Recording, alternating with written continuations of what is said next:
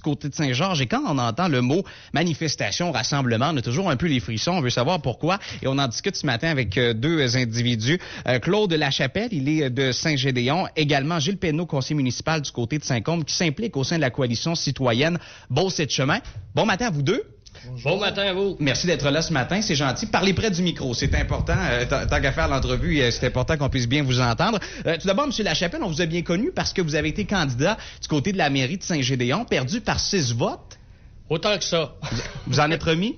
Tout à fait, en pleine forme. OK, parfait. Et mais ça brasse quand même toujours du côté de Saint-Gédéon. Là. Vous êtes allé au conseil municipal récemment à faire certaines demandes. Là. Oui, tout à fait. Avez-vous vu vos réponses? Toujours pas. Toujours pas? Toujours pas. Aucune réponse encore. Okay. Vous vous souvenez qu'il était question justement d'émettre des factures pour justifier des comptes de dépenses le 4 novembre dernier. Eh bien, on ne savait pas en quelle année ça se ferait parce que c'est toujours pas fait. OK. Et ça vous agace toujours autant?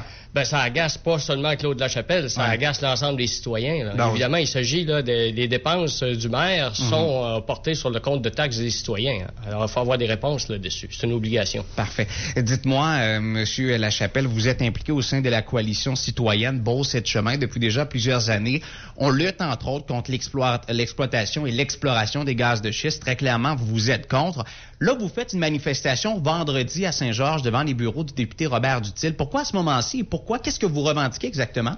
Ce qui vient de se produire, c'est que dans les jours qui ont précédé, à Gaspé, en l'occurrence, il y a un règlement là aussi qui a été adopté à 70 dans 70 municipalités du Québec pour pouvoir justement légiférer sur la protection de l'eau, des sources d'eau potable. Et contre Petrolia à Gaspé, il y a eu un jugement qui a renversé ce règlement-là. Alors, pour tout le Québec à l'heure actuelle, il va y avoir vendredi une manifestation le 21 à 13h devant les bureaux du député pour leur rappeler que ces règlements-là se doivent d'être adoptés. Si c'est pas par le gouvernement d'une façon aussi stricte et sévère que les 70 municipalités qui l'ont fait, ben ça doit être fait pour protéger justement la santé et la sécurité des citoyens.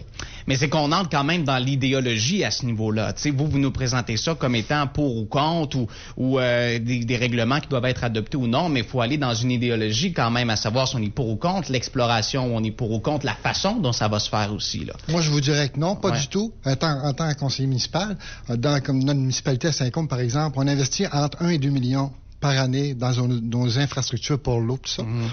Puis de par la réglementation qu'on a actuellement, une pétrolière, une gazière peut arriver chez nous demain matin parce qu'on est clémé. La grandeur du territoire de Saint-Côme est clémée au complet. Et ils ont tous les droits. Il faut savoir qu'à Saint-Côme, c'est tous des puits artésiens pour la municipalité puis tous les gens environnants de la municipalité.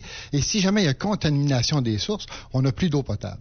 À savoir que si les citoyens ont investi des millions pendant des années, alors que là, on ne protégerait pas dans le futur leur investissement, c'est insensé. C'est pour ça qu'on se lève debout et on demande au gouvernement du Québec de donner une réglementation qui va donner aux municipalités des droits pour protéger leur investissement et protéger leurs citoyens. Mais protéger l'eau potable, l'objectif dans tout ça, c'est qu'éventuellement, il n'y ait pas d'exploration et d'exploitation de gaz de schiste ou d'autres produits comme du pétrole, comme on voit en Anticosti. Donc, ce que vous nous dites, c'est on est aussi contre l'exploration et l'exploitation. Du tout. OK, vous êtes en accord. Non, vous êtes en accord. Non, c'est qu'on est pour un règlement. Non, c'est pas ça, monsieur. C'est qu'on est pour ça. On est pour une réglementation qui va faire en sorte qu'il va y avoir des zones franches où ce que les pétrolières n'auront pas le droit de forer, de perforer et d'exploiter. Pour protéger les nappes phréatiques. Donc, c'est dans ce sens-là. Le combat que vous menez, c'est pour l'eau potable d'une certaine façon et la préservation de l'eau potable dans les municipalités de la région. Ça va plus loin que ça. Ça va plus loin que ça. Et des infrastructures aussi. Savoir qu'un puits, quand on fait un puits, les gazières, ça prend 8 millions de litres d'eau juste pour un puits. En sachant fort bien qu'il va en avoir peut-être une vingtaine dans notre municipalité. Et les infrastructures, les routes ne sont pas conçues pour ça. OK. Parce que ça, je pense qu'on s'entend tous là-dessus. Préservation de nos infrastructures, préservation de l'eau potable. Il n'y a personne qui est prêt à boire de l'eau noire. Là, je pense qu'on s'entend tous là-dessus. Maintenant, le combat que vous menez aussi à la coalition citoyenne, je vois votre macaron, là. Non au gaz de schiste, là. Fait que vous amenez l'argument de l'eau potable, mais derrière ça, il y a tout l'argument aussi des gaz de schiste.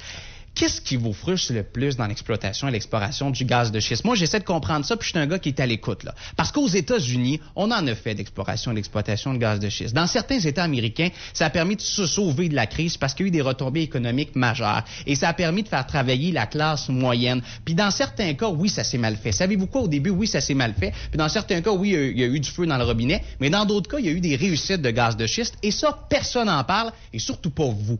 Il n'y en a jamais de réussite, M. Poulain. Je dois vous arrêter là-dessus parce que ça n'existe pas. Il n'y a aucun pluie qui a bien été. Dans certains États, ça a bien été. Non, ça a été mal partout. Ça va mal partout. OK, expliquez-moi. Je vous écoute. Le dépôt du rapport de l'EES qui vient de sortir là, en décembre 2013, qui vient justement là, d'être annoncé dans la semaine, révèle qu'effectivement, si on veut s'en tenir aux émissions de gaz à effet de serre qui sont prévues, il n'est pas question de gaz de schiste. Il ne peut pas en être question parce que ça pollue 42 fois plus que n'importe quel gaz que du CO2. OK. C'est l'aspect gaz à effet de serre. Bon. À ce niveau-là, il n'y a pas de réussite et les États-Unis ont le pire bilan au monde à l'heure actuelle. Et si on se lance dans ce créneau-là d'exploitation, on peut être certain que la planète ne vivra pas de longues années sans qu'on vive des répercussions de réchauffement climatique qui sont déjà en train de se produire. Okay. On a que dans le Grand Nord, à l'heure actuelle, on a des eaux qui crèvent de faim, puis on a justement aussi des Inuits qui ne seront pas en mesure d'aller à la pêche bientôt parce qu'effectivement, les eaux sont contaminées au même titre que l'air laid. Alors, la fonte des glaces va produire justement une situation apocalyptique au niveau de la planète et on le sait même si on essaie de se voiler là-dessus. Parfait, monsieur. Un éminent géologue, Marc Durand, du Québec, qui a dit par rapport aux fracturations, parce qu'on parlait des États-Unis, qui supposément ça va bien, lui a dit, c'est pas de savoir s'il va y avoir des émanations qui vont briser les nappes phréatiques, c'est de savoir quand. Parce que ça va arriver tôt ou tard. Aux États-Unis, ça va peut-être bien en ce moment, mais les fissures qu'on fait partout dans le sol avec les